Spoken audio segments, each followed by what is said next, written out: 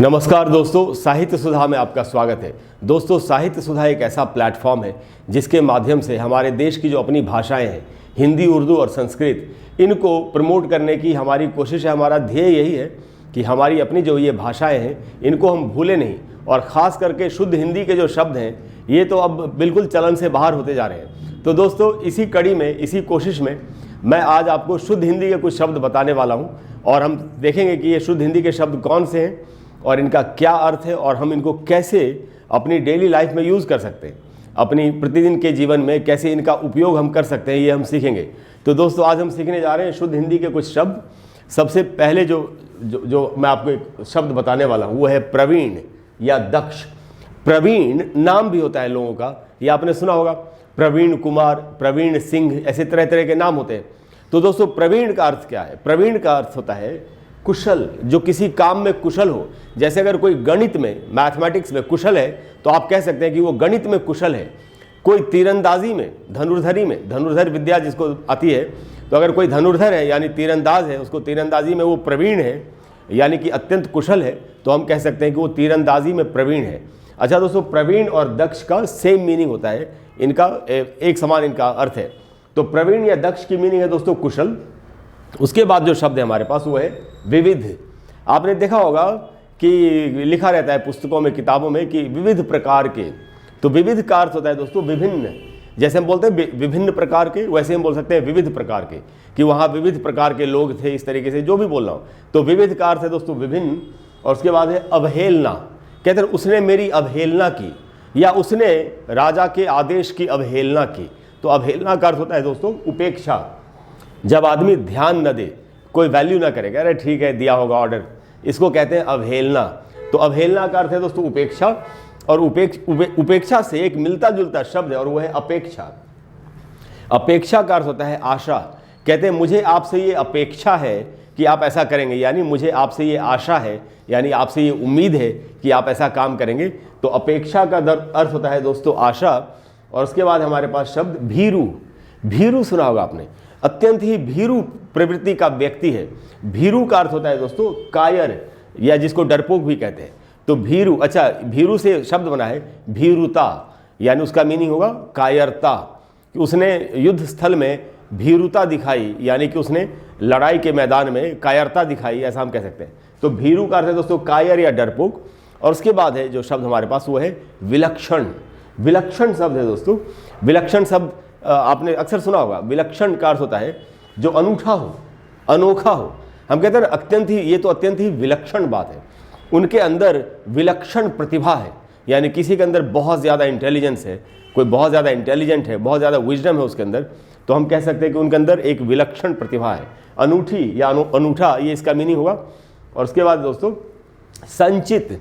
आपने अक्सर देखा होगा कि किताबों में लिखा रहता है कि उसने बहुत सारा धन संचित कर लिया था, यानी इकट्ठा कर लिया था। तो संचित का अर्थ है इकट्ठा। अच्छा दोस्तों, इसी का वर्ड है संचय। जैसे धन संचय, संचय का अर्थ है इकट्ठा करने की जो प्रक्रिया होती है, जो प्रोसेस होता है वो। धन संचय यानी कि जो बहुत सारा धन इकट्ठा किसी ने कर लिया हो तो उसको धन संचय कहें। तो संचित का अर्थ है दोस्तों इकट्ठा।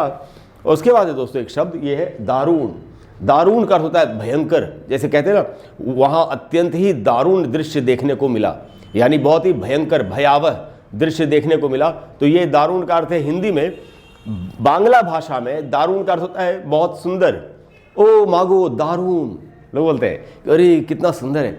तो दारुण का अर्थ बांग्ला भाषा में तो सुंदर है, लेकिन हिंदी में इसका अर्थ होता है भयंकर या भयावह। और उसके बाद दोस्तों एक बड़ा ही सुंदर शब्द है, और ये है स्पृहा। स्पृहा कहते हैं उसे कोई भी स्पृहा नहीं थी। स्पृहा का अर्थ होता है दोस्तों इच्छा या मनोरथ, जो होता है लोगों के अंदर जो इच्छा होती है, तो उसको कहेंगे स्पृहा। और स्पृहा से एक बड़ा सुंदर शब्द बना है और वो है निस्पृह। निस्पृह का अर्थ होता है इच्छा रहित, जिसके अंदर कोई भी इच्छा नहीं हो, वो निस्पृह था, यानी उसके अंदर कोई भी इच्छा नहीं थी, वो इच्छा रहित था, ऐसा कहा गया। और शब्द सीखते हैं दोस्तों। यहाँ अगला जो शब्द है वो है शमित। तो शमित नाम आपने सुना होगा, शमित या शमिता, लड़कियों का नाम होता है शमिता। तो शमित का अर्थ होता है दोस्तों शांत, जो शांत हो उसको कहते हैं शमित। और उसके बाद है प्रकोष्ठ, वो अपने प्रकोष्ठ में चला गया। तो प्रकोष्ठ का अर्थ होता है दोस्तों कमरा, जिसको रूम बोलते हैं इंग्लिश में, वही है। प्रकोष्ठ का अर्थ है कमरा। उसके बाद दोस्तों उत्कोच, ये शब्द थोड़ा सा वैसे बहुत कम दिखाई पड़ता होगा। ये पहले की जो किताबें लिखी गई हैं साहित्य की, उनमें आपको ये दिखाई पड़ेगा। उत्कोच का अर्थ होता है दोस्तों रिश्वत, घूस, ब्राइबरी। जो ब्राइब जो दी जाती है उसको, ब्राइबरी तो वो प्रोसेस है जिसमें ब्राइब दी जाती है, तो रिश्वत जो दी जाती है उसको उत्कोच कहते हैं। कि अपना काम करवाने के लिए उनको उत्कोच देना पड़ा या उनको उत्कोच का सहारा लेना पड़ा, ऐसा हम कह सकते हैं। उसका दोस्तों विरक्त, कहते हैं ना वो संसार से विरक्त हो गया।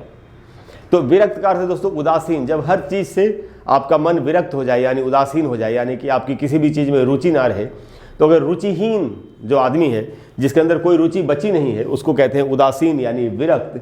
उसका मन संसार से विरक्त हो गया, माया मोह से विरक्त हो गया, ऐसा कहा सेंटेंस में आपने देखा होगा यूज़ होते हुए। और ये दोस्तों बड़ा ही सुंदर शब्द है। और ये यायावर, यायावर का अर्थ होता है सो घुमक्कड़, जिप्सी जैसे होते हैं, खाना बदोश, घुमक्कड़ जो हमेशा हर जगह घूमता रहता हो, जिसके पैर टिकते नहीं हो।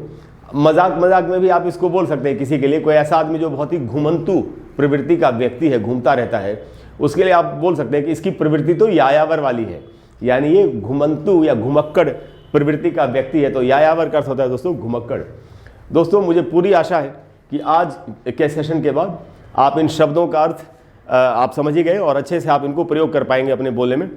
अगर आपको आज की क्लास अच्छी लगी हो तो प्लीज़ वीडियो को लाइक करें और शेयर करें और चैनल को सब्सक्राइब करें, जिससे कि मैं आपको उत्साहित होकर के और भी आगे ऐसे वीडियोस देता रहूं। दोस्तों मैं हिंदी, उर्दू और संस्कृत तीनों में वीडियोस बनाता हूं, आपने देखे ही होंगे मेरे वीडियोस।